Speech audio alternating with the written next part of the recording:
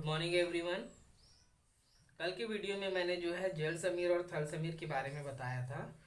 इसके बाद जो है आप लोगों का घाटी और पर्वत समीर है, लेकिन मैं जो है हवाएं बता रहा हूँ। कल आप लोगों को बोर्ड पर घाटी और पर्वत समीर बताऊंगा। ठीक है बच्चों। हवाएं हवाएं के बारे में पढ़ेंगे। स्थानीय पवने।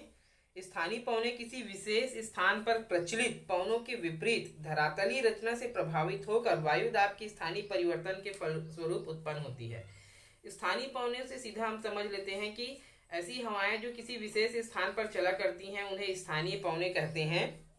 इनका प्रभाव छोटे तथा सीमित क्षेत्रों में होता है। ये गर्म, ठंडी, धूल भरी, हिमयुक्त व रेत बालू युक्त हो सकती है। ठीक है। इनका प्रभाव जो है ज़्यादा दूर तक नहीं होता है, इसलिए स्थानीय पवनें होती है। ठीक है। स्थानीय पवनों के नाम और उनका वर्णन आपको याद रखना है, ये बहुत इंपॉर्टेंट है। ठीक है। चिनूक तथा फोहेन हवाएं। चिनूक पवनें संयुक्त राज्य अमेरिका तथा कनाडा के रॉकीज पर्वत के पूर्वी ढलानों पर विकसित होती है। चिनूक पवनें कोलोराडो के दक्षिण से उत्तर में कनाडा के ब्रिटिश कोलंबिया प्रांत तक चलती हैं। ठीक है। चिनूक मतलब संयुक्त राज्य अमेरिका।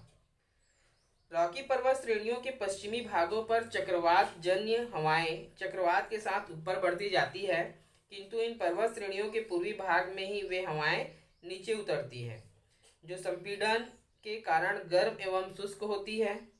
कभी कभी तो एक घंटे में इनका तापक्रम 15 डिग्री सेंटीग्रेड बढ़ जाता है।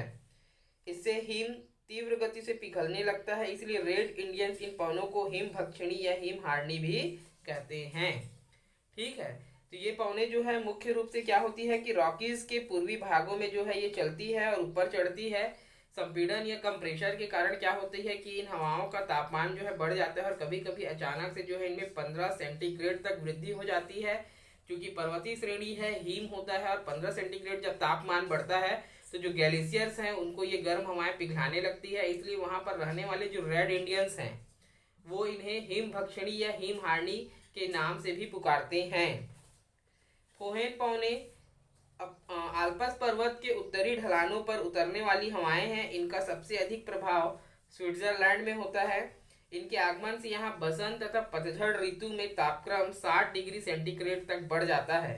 ये पवने तीव्र वेग से चलने वाली तूफानी, शुष्क तथा गर्म होती है। सिरक्को पवने ये गर्म, शुष्क तथा रेत से भरी पवनें होती है। ठीक है। ये हवाएं जो है एक तो इनमें आर्द्रता नहीं होती है, दूसरा ये गर्म होती है, क्योंकि आर्द्रता नहीं होने की वजह से ही ये गर्म होती है, रेत से भरी होती है। मरुस्थलीय भागों में रेत से भरे तूफान उठते रहते हैं।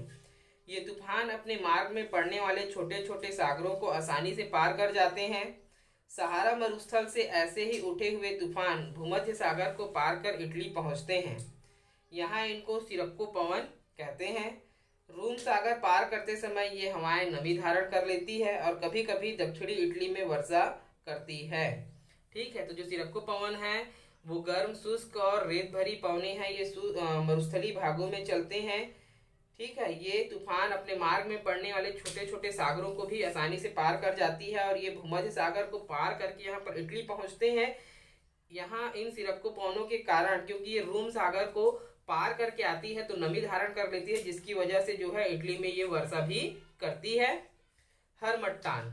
ठीक है। हरमट्टान जो है एकदम मेरा फेवरेट है। इसे डॉक्टर भी कहते हैं, डॉक्टरी हवाएं। अफ्रीका में सहारा मरुभूमि की ओर से गिनी तट पर चलने वाली गर्म व शुष्क तथा तीव्र पवन को हरमट्टान कहते हैं। ठीक है। ये पवन कहाँ चलती है? अफ्रीका के सहारा और मरुभूमि से सटे गिनी तट पर चलती है। यहाँ की स्थानीय भाषा में हरमट्टान का अर्थ है डॉक्टर। ठीक है। डॉक्टर क्यों कहते हैं अभी क्लियर हो जाएगा। यहाँ की स्थानीय भाषा में इसे डॉक्टर या हरमट्टान कहते हैं। गिनी तट भूमध्य रेखीय जलवायु प्रदेश है। भूमध्य रेखा मतलब क्या होता है कि वहां पर जो है दिन का तापमान बहुत अधिक है और जैसे ही शाम ढलती है वहां पर तेज बारिश होती है। तेज बारिश होने की वजह से उमस होता है। एक अच्छा उदाहरण हम ले लेते हैं। जैसे हमारे यहाँ जून जुलाई के महीने में बारिश होती है और धूप निकलता है तो कैसे आर्द्रता भरी उमस होती है, चिपचिपी गर्मी रहती है और सभी लोग सुस्त और बीमार होने लगते हैं। आप देखेंगे कि उस समय जो है हमारे यहाँ अधिकांश लोग जो है बीमार हो जाते हैं, जिनमें सर्दी, खांसी, वायरल फीवर, ये सारी ऐसी चीजें हैं जिससे हम लोग ग्रसित होते हैं। क्यों? क्योंकि हवाओं में आर्द्रता युक्त उमस होती है, जिसकी वजह से जो है हम लोग बीमार होते हैं। तो भूमध्य रेखीय प्रदेश होने के कारण क्या है, वहां पर भी आर्द्रता युक्त गर्मी जो है, बहुत चिपचिपी गर्मी होती है और वहां के लोग भी बीमार होते हैं। हरमट्टान एक्चुअल में जो है गर्म और शुष्क हवा है। जब ये गर्म और शुष्क हवाएं वहां पर से उन प्रदेशों में प्रवेश करती है तो क्या होती है कि जलवायु में जो आर्द्रता है उन आर्द्रता को सोख लेती है और उमस जो है खत्म हो जाता है। देखिए, गर्मी के दिनों में भी गर्म और शुष्क हवाएं चलती है, लेकिन हम लोग बीमार नहीं होते हैं। क्यों? क्योंकि वो चिपचिपी नहीं होती है और उनमें आर्द्रता नहीं होती है। लेकिन बरसात के समय जो हवाएं होती है, मौसम के कारण क्या होता है कि बारिश की वजह से आर्द्रता और तेज धूप की वजह से गर्मी, जिसकी वजह से चिपचिपी गर्मी होती है, जिसकी वजह से हम बीमार पड़ते हैं। तो हरमट्टान क्या करता है, जैसे भूमध्य रेखीय क्षेत्रों वाले में प्रवेश करता है, वहां से आर्द्रता को सोख लेता है और जो बीमार लोग होते हैं वो ठीक होने लगते हैं। इसलिए जो है स्थानीय भाषा में इसे डॉक्टर कहते हैं। लू, लू सबको पता है। भारत के उत्तरी भागों, विशेषकर पंजाब, हरियाणा, दिल्ली, उत्तर प्रदेश, बिहार, राजस्थान, उत्तरी मध्य प्रदेश, छत्तीसगढ़ और उड़ीसा, पाकिस्तान के मैदानी क्षेत्रों में मई और जून के महीनों में कभी कभी दोपहर के बाद अति गर्म और शुष्क वायु जो है पूर्वी अथवा उत्तर पश्चिम से पूर्व की ओर चलती है, इसे हम लू कहते हैं।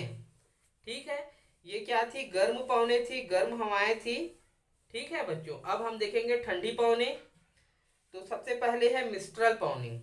ये हवाएं स्पेन तथा फ्रांस में चलती है। शीत ऋतु में यूरोप व उच्च वायु दाब स्थापित हो जाता है और भूमध्य सागर पर न्यून वायु दाब रहता है। अतः उच्च वायु दाब से न्यून वायु दाब की ओर ठंडी हवाएं, ध्रुवी हवाएं चलने लगती है। अर्थात जो यूरोपीय क्षेत्र है वहां से भूमध्य सागरीय क्षेत्र की ओर जो है हवाएं चलने लगती है।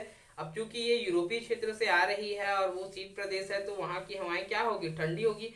ठंडी और भारी होने के कारण, इनका घनत्व अधिक होने के कारण ये भूमध्य रेखा की ओर जा रही है, क्योंकि हवाएं उच्च वायु दाब से न्यून वायु दाब की ओर चला करती हैं।